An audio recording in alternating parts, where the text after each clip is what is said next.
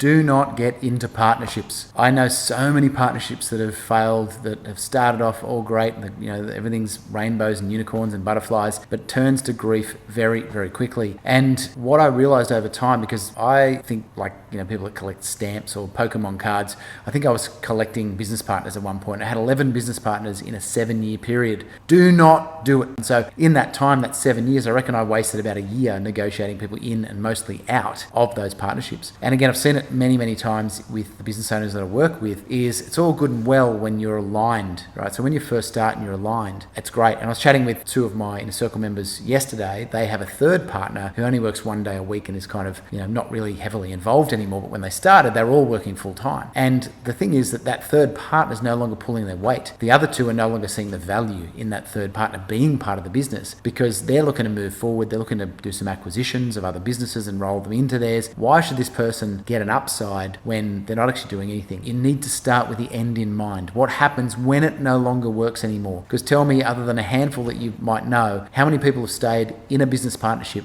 for life? Almost none, right? So it's going to end at some point. So you need to make sure that you have the rules of the game. You have a shareholders agreement or a unit holders agreement, whatever it is that you've got for the actual business, so that you know what happens if I want to leave. These are the terms by which I leave. This is how the business is valued. This is the process. If it turns to a bit of grief, then we go to mediation first. We don't go straight to the lawyers and rack up big bills. But the whole point of this is to protect the assets. So if you've been in business for 5 years or 10 years with somebody and it starts to turn to grief, that could destroy most, if not all, of that hard work that's gone into build the business to where it is. You could lose team members because of the conflicts. You could lose key clients and lose profitability. So the person left with the business is left with a shell of a business and not the actual business that they had in the first place.